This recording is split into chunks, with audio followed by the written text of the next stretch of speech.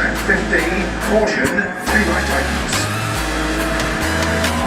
To gravel, 30, more right to crest into 6 left 18, left. Open to the crest, 80.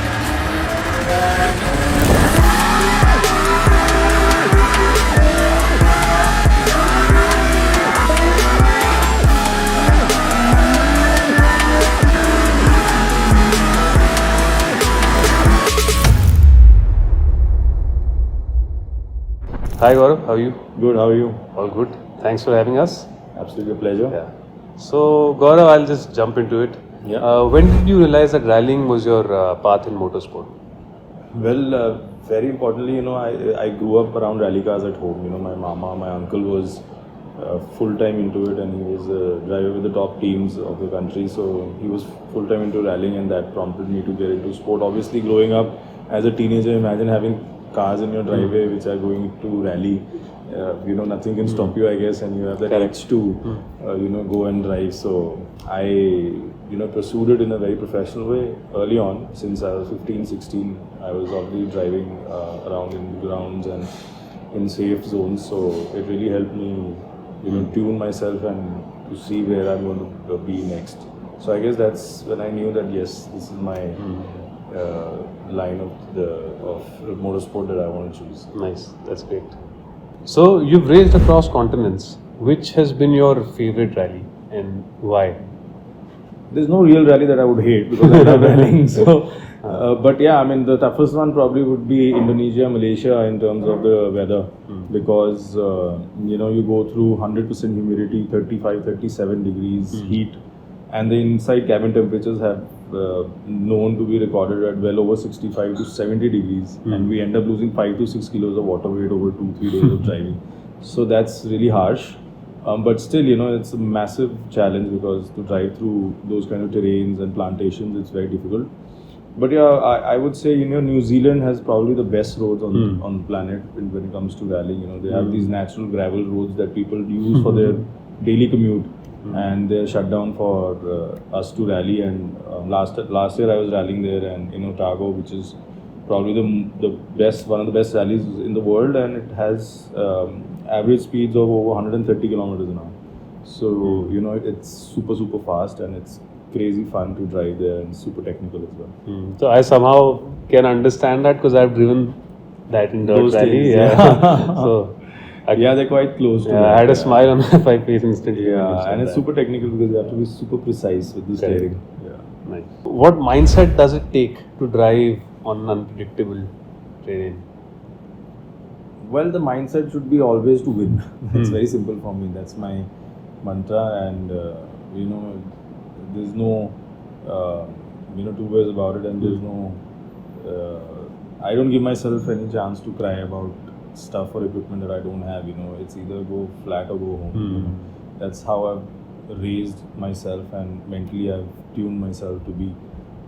So it's been obviously this, and obviously practice. Seat time is something that I'm sure you realize even for your gaming. Correct. It's definitely something that should be a big part of your practice lineup. A lot of the things that I do is watch a lot of videos, watch a lot of in-car videos from other drivers and other rallies to learn a lot.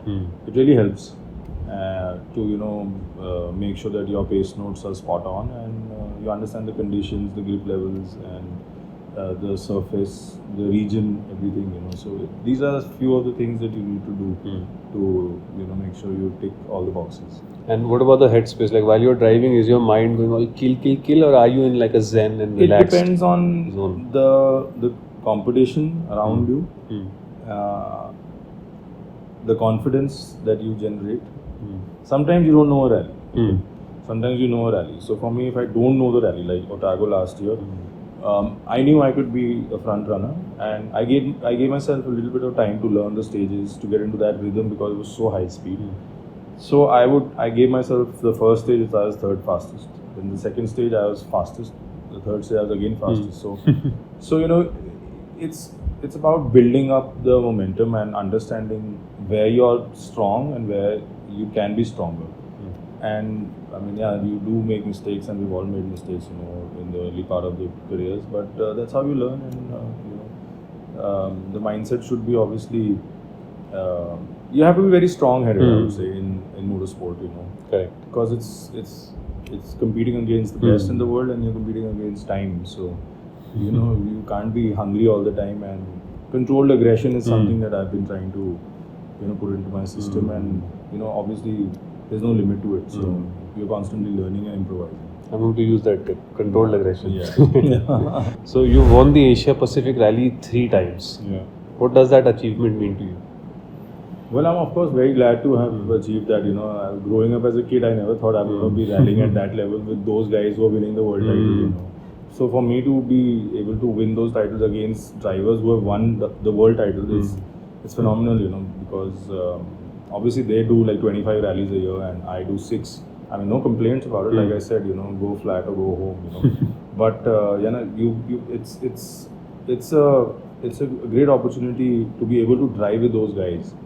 When you drive with those guys, you learn from them.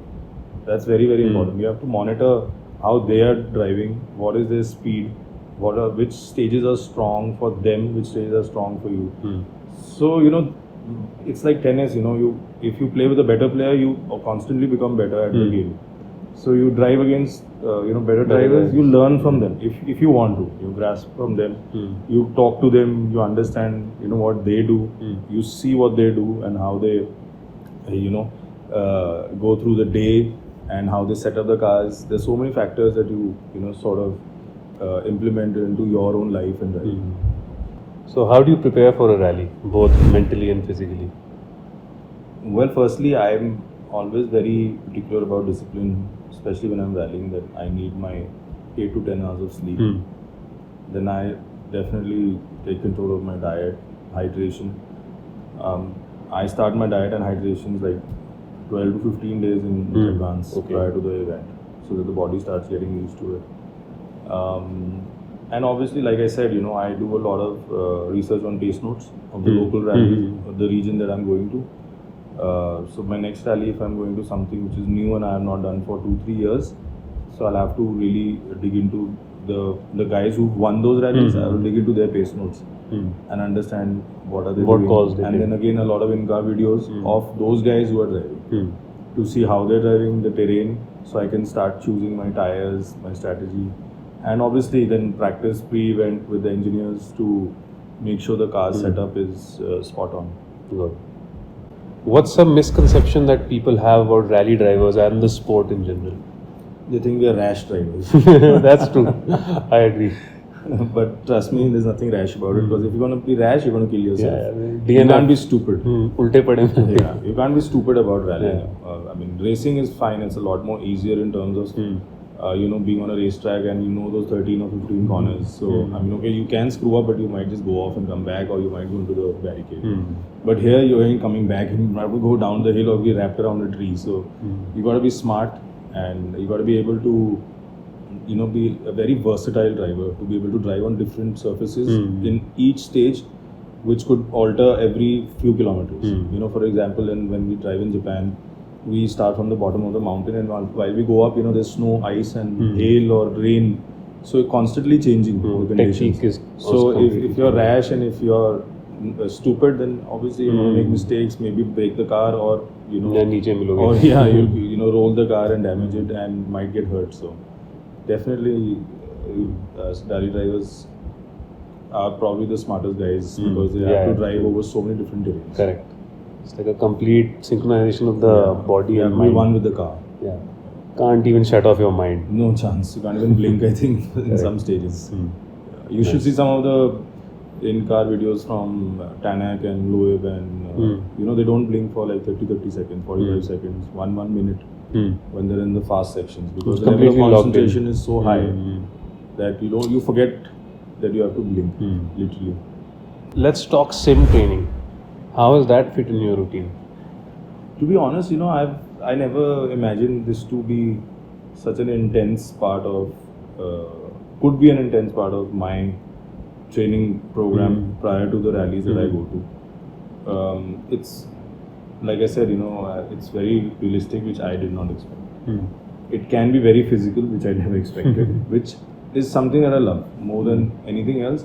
For me, it's about getting more endurance through this to prepare myself for the actual rally. rally. Yeah, because this can be a lot harder to drive. Correct. If you set it up the way you If want it's to set it not up. set up correct, also then. Yeah, exactly. You know, if you go really aggressive on the feedback and the kickback and Correct, stuff, then it's really hard to drive. And you know, I've ended up sweating, my ass off in like maybe one stage, which I would probably not even drop a sweat in a real rally car. Correct. So I mean, I'm really impressed, that this works out like this for me, and I've been regularly using it, prior to all my races to really train on the endurance part of it. Do you think simulators are essential for the next generation of rally drivers? Yes and no, both. I mean, I would say yes in terms of, trying to get an understanding feel or whatever. But like, we discussed before, sometimes you need to understand the lateral loads. Correct. Which obviously you can't do it. But I'm saying for the other things, to really understand how stuff works or how rally cars work, I think this is the best thing to have around you in the house and to relate to, a different discipline of motorsport that you would want to, like drifting, Formula 1, like whatever, or, things that you have in your system that you offer. There's so many things to understand how different disciplines work. So definitely a big plus point. I've also seen and noticed, even for yourself, that you trained on this and you've actually gone and competed everywhere else around India, outside of India also. And I've seen 1-2 of those drift guys compete at the pro drift D1 level. So I mean, it's very. For me, I'm an old school guy. For me, it's very, very difficult to fathom the fact that that this can lead to a pro drive. Correct. So, but yeah, I mean, it works. So I guess it is working for a lot of people around the world, and I guess, forget the future. I think this is already the time to have one of these. Correct. Nice. Have you ever had a moment on the sim when you felt like, oh, this is just like real life? Oh yes, of course. With some cars, it does actually make quite a bit of a difference in certain parts of the stage when I'm driving. That it actually makes me feel that, okay, if this is going to be my input on the steering, I know the car is going to react a certain way, right, over a crest or a jump, and the sim does that a lot. I've noticed. So with the steering wheel especially, obviously, like I said, there's no lateral feel of the sim, but we'll add a motion sim for you very soon.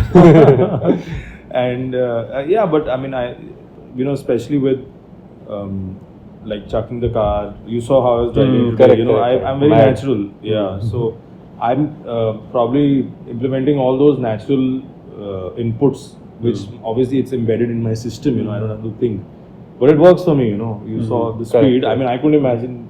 I was driving well, and I really was impressed with the feedback. So this is actually listening to my input, right? And it's making me go as fast as possible. So it works for a lot of the corners and all. Definitely some of the places it feels exactly similar to a real car. Final question I have for you from this is, what advice would you give to aspiring Indian rally drivers? First, you don't drive flat out on the roads, guys. Please be in a safe environment. You could kill other people and yourself also.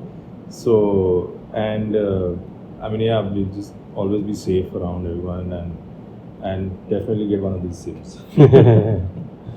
Nice. So, quick rapid fire. Gravel or tarmac? Gravel. Okay. Night rally or day stage? I love night stages also. Also. So, which one? I love night stages Night. for sure. Okay, done. So, dream co-driver? Wow, I don't know. Whoever can fit in the best. Favorite rally car ever? Any WRC 1 car. And if you want to go ever, I would really love the Subaru 22B. What Colin McRae used to drive. It just looks fabulous. Nice. Still looks fabulous. Good choice. What about the most underrated rally skill ever? The left foot braking. I agree. Or one word to describe your driving style? Go flat out or go home. Nice. Yeah, I think That's good. Yeah. That's good for us.